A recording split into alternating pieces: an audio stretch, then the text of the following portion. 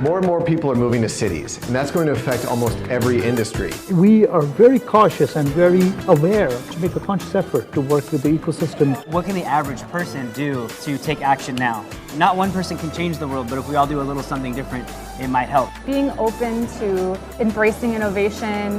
Know that you can make a difference. Absolutely. There's no excuse not to even do a little bit. Let's go check it out. Hey everyone, welcome back to another episode of the Green Podcast. I'm your host, Dylan Welch, and I'm particularly excited about our guest today. I love meeting Renaissance men is basically the best way I can describe this person. He's active, he's doing cool stuff, he's smart, he's successful, he's a writer. Someone I honestly have been looking up to for a long time from a distance. So when we were able to get connected and have him on the podcast, I was very excited because his career trajectory is doing amazing things, and it's kind of what I've been trying to follow myself. So without any further introduction, we've got Troy Helming, the CEO of EarthGrid. Troy, thank you very much for being here today. Really appreciate it. Oh, Dylan, thanks so much for having me. Honored to be on the show. So let's dive into it. Tell us a little bit about EarthGrid and how the company got formed and what you're working on. Yeah, sure. So, and I can show a quick 20-second video if you want at some point, but basically I came up with the idea for EarthGrid in 2015. I have been building solar farms and wind farms for most of my career, about 30 years. And in 2015, we had a contract with a big utility for a solar farm, and they downsized it by 75% because the grid just couldn't handle all that solar power. And this happens over and over again. In fact, I've had to abandon solar and wind farms many, many times because the grid is so bad. Anyway, we were having a happy hour to kind of commiserate, and one of my solar engineers, Dominic, he's a former Navy SEAL, and he was bragging to his girlfriend in happy hour in San Francisco, hey, at my SEAL team, we used to practice entering enemy ships underwater by cutting through the side of the ship with a plasma cutting torch. It's 20,000 degrees. That thing could take your arm off, but we'd cut a hole in, water would rush in, and we'd practice taking over the ship. And we're like, oh, wow, dude, you're a badass. Anyway, that night, middle of the night, I woke up thinking, plasma, 20,000 degrees. I wonder if that's hot enough to melt rocks. So I'm researching. Yeah, it's actually hot enough to vaporize it. And I just couldn't stop thinking about the idea, because if we could put power lines underground and our fiber and cable lines and everything else, it would make it a lot more resilient and it would solve so many problems. But it's always been like 20 times more expensive to put power lines underground. Couldn't stop thinking. Anyway, finally hired an engineering firm, feasibility study. Yes, it'll work. 2, no one is doing this. 3, you can bore at speeds of 1 kilometer per day. And here's what number 4, your operating costs. And I ran the numbers. I'm like, whoa, that's like 10 times cheaper than all the contractors I've hired to bore tunnels underneath creeks and rivers and railroad tracks. So anyway, that's the origin of the idea. Built prototypes and started vaporizing rock and making lava back in 2017. I love it, man. Nothing like a happy hour with a Navy SEAL to get the creative juices flowing, right? Exactly. You're like, all right, you're a badass. I want to be a badass. How can we make this happen? That's really cool, man. But so you've done a lot. I mean, you say 30-year career, but like in those 30 years, you've done a lot of stuff. So where does your background start? Is it in engineering? Is it in renewable energy? Or where did you kind of get this passion for clean tech, but also the entrepreneurial drive as well? Yeah, so probably not going to believe this, but I've been in solar since 1980. So that's 42 years now.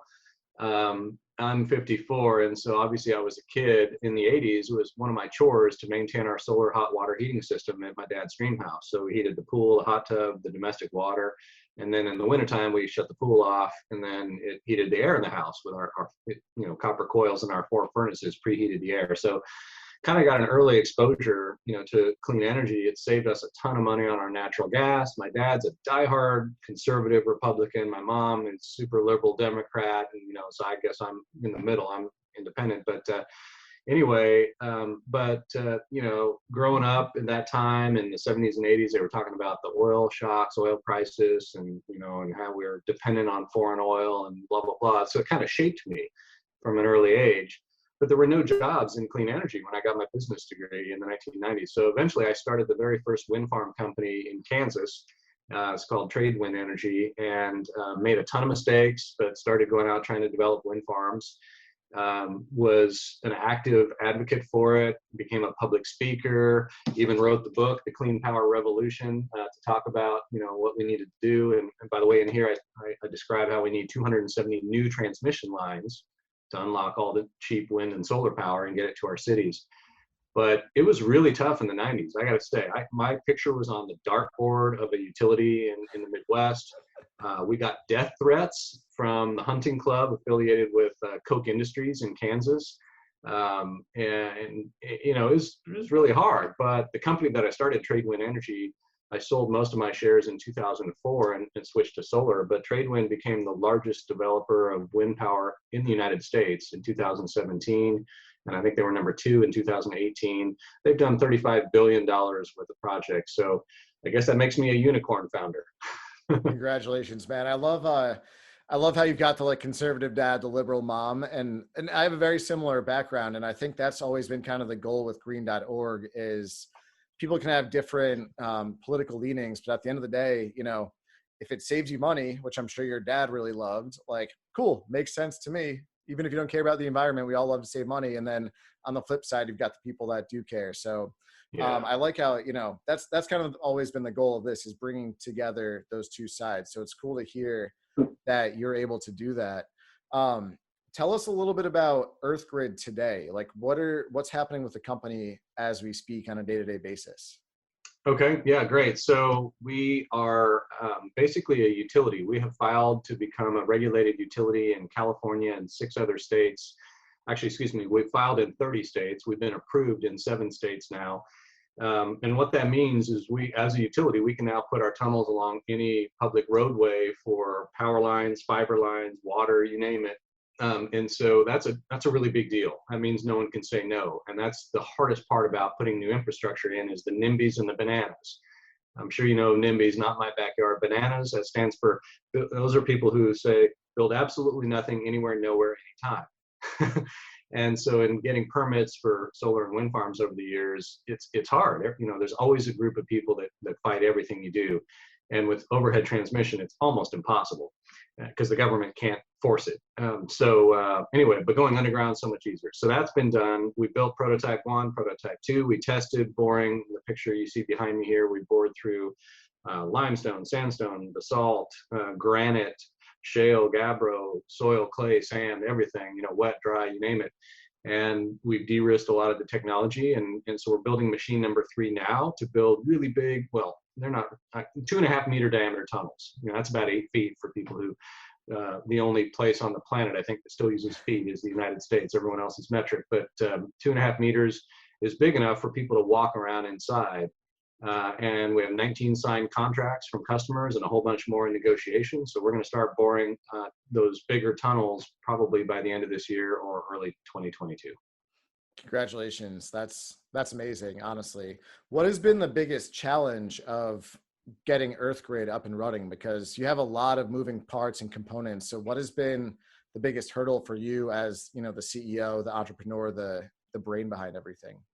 Yeah, well, frankly, the biggest challenge was I sold my first patent to another company. They're called Petra now, and there was some drama and dispute there. I was part of the company still. I'm a big shareholder there, but they went a different direction, and so that kind of slowed me down for a few years. And then EarthGrid, which I formed in 2016, filed our own patents for the larger tunnels and a faster, more efficient process.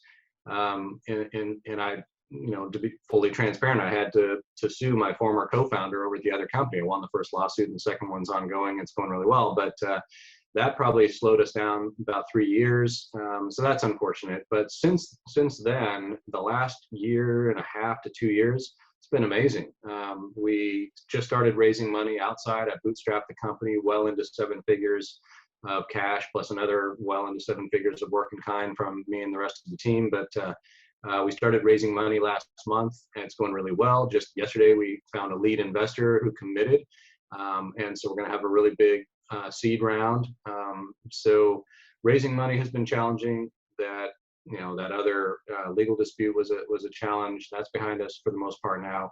The only other challenge really has been the strategy of trying to figure out how to get these projects approved. And as I just described, becoming a utility That was the brainchild of Rochelle Chong. She's a former FCC commissioner at the federal level and California Public Utility Commissioner. Anyway, so that was tough. But once we figured that out, we have some secret sauce there. Then we really were off to the races. So I don't think anything can stop us now. Nice. That's what I like to hear. What so you've done a lot of stuff in your career. I think you have 40 patents, is it? Yeah, well, 40 claims. Actually, it's more Okay. than that now. Yeah, with floating solar and the plasma tunnel boring robot. Yeah.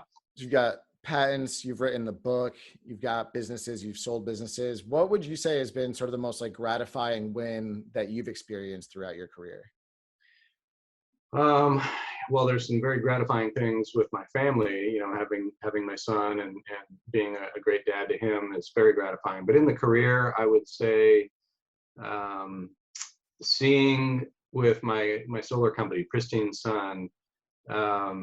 I'll tell you just a quick story. In 2000, let's see, this was 2014, we had 15 solar farm contracts with a big utility in California. And we had a deal with a company, and I can be public about it. It was Panasonic, or well, technically Sanyo, and then Sanyo was acquired by Panasonic. And after the acquisition, they for whatever reason, they decided not to honor the $50 million construction loan that we had to build all these projects. And we had to get all 15 projects to what's called mechanical completion, which is mostly done, you know, almost done with construction, by August 17th of 2014. I'll never forget that date. And we had 6 months to do it, and they still hadn't given us the money. And we were like, oh my God. And so finally I realized, I talked to my lawyers, I said, hey, Terakawa-san, who was the CEO of Sanyo, the division, had said, here's a press release, let's do this. And then after, you know, Panasonic acquired them, he got fired, his team got fired. And anyway, I was like, let's issue the press release. So, and this is all public, but we issued it. Panasonic didn't know that there was even a press release, so we issued it. They start getting calls from all over the world. Hey, congratulations about that great deal with Pristine Sun. Anyway, about a month later, the money came in. We got all 15 projects built. We saved them. We call them the Phoenix 15 because they were dead, and everyone said the whole portfolio was dead, and they rose from the ashes because we got them all built in time. But seeing 15 big solar farms get constructed that summer, you know, with crews working at all 15 sites from sunrise to sunset, and even to have that much clean energy, you know, injected into the grid back when it was still pretty early in the solar farm development cycle. So 6 months and you got all of those done? Yeah. Wow. How long on average does it take one to complete, just for a reference point? Yeah, it depends on how big it is. These were, you know, like 2-3 megawatts each, but typically 3 to 4 months of actual construction. But before that, you've got maybe another 6 months of procurement, getting all the equipment, you know, ordered, you know, designed, ordered, built, designed, ordered, and shipped. And then prior to that, another year or two of engineering and development, permits and everything. So the whole process is like 2 or 3 years, but the actual construction, call it 3 to 6 months typically. And you know, and that's for one. And so getting 15 of them done in 6 months, actually it was more like 5.5 months. It was tough. Yeah, no, it sounds tough, but I think it's cool, you know, when you're on your back's against the wall and you're able to just figure out a way to get that deadline. I think that's, you know, something that probably gave you a lot of confidence as a business owner, as a project manager, as a problem solver, that you're like, cool, we made that happen. Anything else is just easy from here. Kind of yeah, it kind of is. I mean, we were this close to bankruptcy as a company, and now, you know, we've been profitable pretty much every year since then, and we've done well. Yeah. Yeah. So one thing you mentioned, which I think is pretty cool, is you said you're very grateful for your family as well and your son. I noticed that you're very active. You're on American Ninja Warrior. Is that correct? Yeah, that's correct. I've been invited to be on the show for 4 seasons 10 through 13. So yeah, through last year, through 2021. So I'm a huge believer. I run my own company. I work a little bit in renewable energy and clean tech, not nearly as much as you, obviously, but I think having that balance of physical health, mental health also really helps kind of your like career health. How have you been able to kind of separate, like, all right, guys, I know we've got these deadlines to hit. I know we're busy, but I'm going to go work out. Like, how, in your experience, why is that important for your life in general? It's a really good question, and finding the balance, I think you mentioned earlier too. Yeah. So for me, well, first of all, I should say that competing as a ninja, it's a pretty tough. All sports are tough, but it's a pretty tough sport to get, especially someone my age. I started in my late 40s, and to get to a level where I can be an elite competitor. Like last weekend, I competed at regionals and I got second place, not in the masters category, which is the easiest category for people over 40, and not in the adult male category, which is harder, but still not the hardest. I competed in the elite, which is the professional category, and I still got second place and advanced to world. So how can someone my age do that? Well, I sold most of my solar company back in 2017 to focus on EarthGrid, and so I was able to take about 6 months and really train hard. I had a dad bod, belly fat for sure, a spare tire. I've been doing yoga most of my life and rock climber since the 1990s off and on, and I was a gymnast in college and a yell leader, male cheerleader. So I had some athletic background, but I was out of shape anyway. So getting in shape was hard, and it was a solid 6-month workout literally every single day. But then maintaining it is easier, and so I find that I have a lot more energy and I'm a lot more productive in my career and playing with my son and and being a good husband and taking my wife out for kayaking on the bay or whatever. I just have a lot more energy to do things because I'm in such good shape. And so I don't think I could achieve what I've achieved over the last several years without having the level of physical fitness. Mm-hmm. Yeah, that's a really good point. And I think, a lot of times out there, especially if you're starting your own business, you run your own company, there's a lot of sort of this almost like negative information where it's like hustle nonstop from the second you wake up to the second you go to bed. Like that's how you make it. And I used to kind of like, believe that. And that was kind of my lifestyle. I didn't care at all about, working out or taking care of, my mental health. And then I decided one day, okay, like overall company's running pretty smooth. I'm going to scale it back and then focus a lot more energy on just self-improvement and physical health and mental health. And by doing that, even though I was working less in my business, it actually helped me so much more because like when you're working out, you've got the endorphins. That's where I noticed a lot of my really good businesses come from, or my business ideas come from. Totally. You separate yourself from just those little minute details that you're focusing on, and you can kind of think big picture.